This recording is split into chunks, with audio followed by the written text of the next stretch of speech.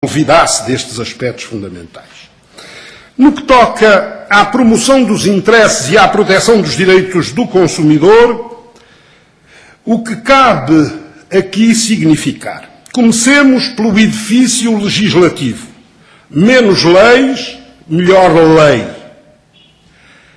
Em matéria de ordenamento jurídico do consumidor, há uma multitude de leis que ninguém domina. Direito que se não conhece é direito que se não aplica.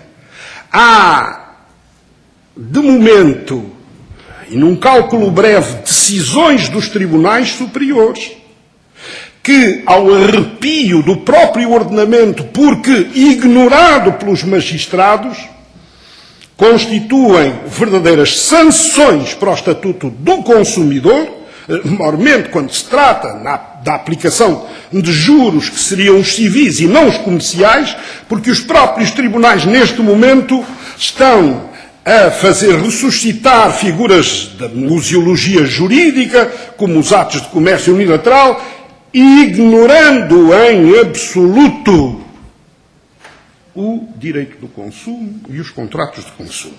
O que é que seria indispensável neste particular, e gostaria que comigo refletissem neste passo? Um código de contratos de consumo. Não um código de raiz, mas um código compilação, à semelhança do que sucede em França, e as coisas funcionam.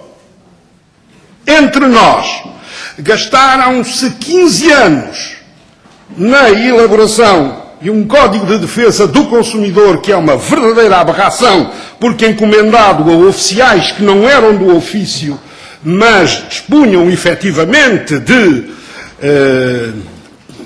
pergaminhos universitários, e o resultado foi que o Código está numa gaveta qualquer do Ministério da Economia, se não tiver conhecido efetivamente o fogo ou a destruição ou a dilapidação por qualquer forma, e não temos um código de contratos de consumo, mas miríades de diplomas que, avulsos, não são entendíveis, não são aplicados.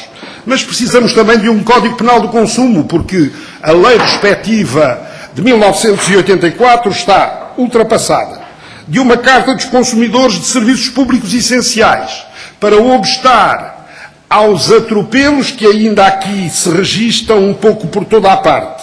Um Código de Direito Agroalimentar, um Código de Processo Coletivo, um Código de Insolvência do Consumidor, com as especificidades que o excessivo endividamento naturalmente gera ou suscita.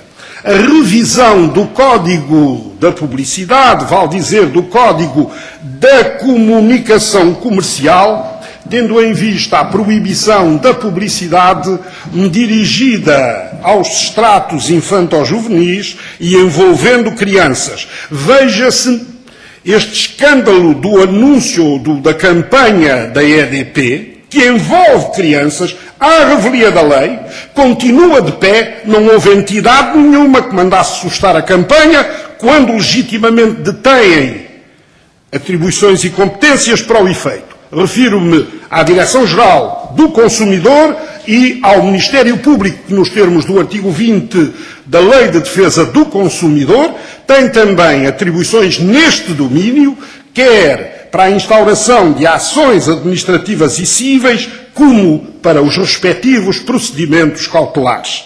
É preciso rever o Estatuto das Associações de Consumidores, já que o saudoso deputado João Amaral e mais tarde Macário Correia, nesta mesma casa, clamavam contra o embuste das associações-empresa e das empresas-associação, como é o caso da famigerada DECO Proteste Limitada, que é um embuste de consequências extraordinárias na dependência de uma multinacional belga, a Euroconsumers S.A., que em tudo manda e tudo comanda.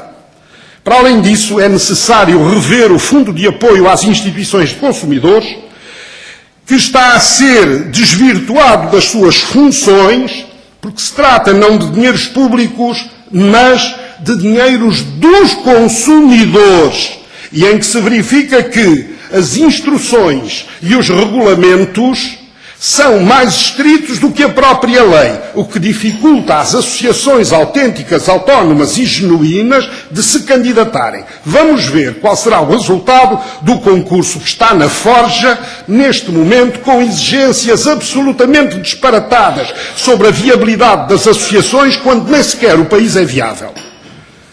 Por outro lado, a revisão do regime de custas em ações singulares deduzidas pelos consumidores individuais, de modo a repristinar os números 2, 3 e 4 do artigo 14 da Lei de Defesa do Consumidor, já que foram retiradas estas isenções aos consumidores e ninguém pôde efetivamente repropô-las. Suscitei o problema à primeira Comissão Parlamentar, o Ministério da Justiça do anterior governo não respondeu porque não sabia distinguir entre ações coletivas e ações singulares, estranhamente no Ministério da Justiça, e fica tudo efetivamente sem solução.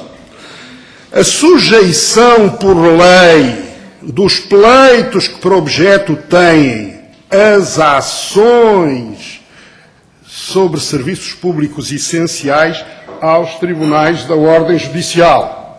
Há uma errónea interpretação do Tribunal de Conflitos que leva a que a discussão de uma fatura por virtude do preço ou de uma qualquer taxa leve as ações para as secções tributárias dos tribunais administrativos e fiscais. E parece-me que, contra o poder do Tribunal de Conflitos, em que confluem presidentes do Supremo Tribunal de Justiça e do Supremo Tribunal Administrativo e os conselheiros de ambas as jurisdições, só uma lei pode obstar a isto, porque isto reflete, na realidade, algo de desmarcado, com manifesta influência na decisão dos pleitos e no mais. Bom, eu tenho aqui uma publicação que é feita por nós, da primeira linha à encadernação, que está a alimentar a estrutura da ERC. É a Revista Portuguesa de Direito do Consumo, feita artesanalmente por nós. Estamos sujeitos, não sei por que carga d'água, a emolumentos e a comissões que são destacadas para a ERC. Não se sabe por alma de quem impugnámos isto nos tribunais, não acreditamos que nos venham a dar razão. Eu peço que a Assembleia, e vou deixar este exemplar ao Sr. Presidente, para a sua Comissão, que isto, que é um esforço denudado da sociedade civil, em que eu tiro dinheiro do meu bolso, inclusivamente, e não sou nenhum mecenas, está a contribuir para alimentar a estrutura da ERC. Isto é uma vergonha. Além disso, quanto a instituições, acabe-se com a Direção-Geral do Consumidor, criem uma Provedoria do Consumidor, ou então, nos termos da história das instituições portuguesas que o Brasil tão ciosamente preserva, crie-se uma Ouvidoria Geral do Consumidor com as atribuições que os ombudsmen, ou os ombuds, porque também há mulheres a exercer a função, têm nos países nórdicos, mas que não são uma originalidade nórdica, antes entroncam na raiz da história lusa ou pátria das instituições. E com uma antena a manter-se o atual sistema, ou a atual estrutura orgânica, ponham ao menos uma antena nas comissões, nas CCDRs. Criação genérica de serviços municipais de consumo, que inexistem na generalidade. Criação de conselhos municipais de consumo. A reestruturação do Conselho Nacional do Consumo, que não serve para nada, que nem sequer reúne.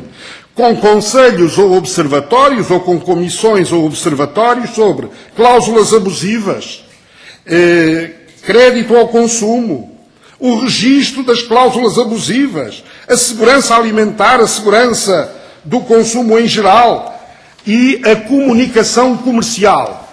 E porque tempus fugit, direi mais 2 ou 3 coisas, podendo revir sobre estes aspectos quando interrogado para o efeito. É necessário que se torne efetivo o artigo 6º da Lei de Defesa do Consumidor, a saber, o que provê à educação e formação para o consumo nas escolas, coisa que não existe em termos institucionais.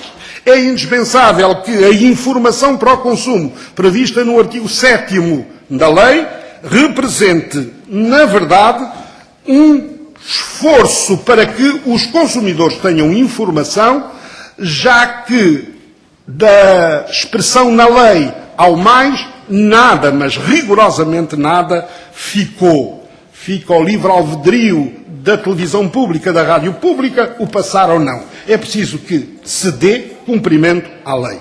E por aqui me quedo. Muito obrigado, Sr. Professor. De facto, é longa a lista, digamos, de assuntos que o Sr. Professor aqui mencionou. Eu iria até atrever-me que, posteriormente a esta audiência, nos fizesse entrega de uma relação completa. Está aqui, muito bem. Será depois distribuída por todos. Aliás, se me permite, eu até dou já instruções no sentido de ser tirada a fotocópia e distribuída pelos seus deputados e deputadas. Vamos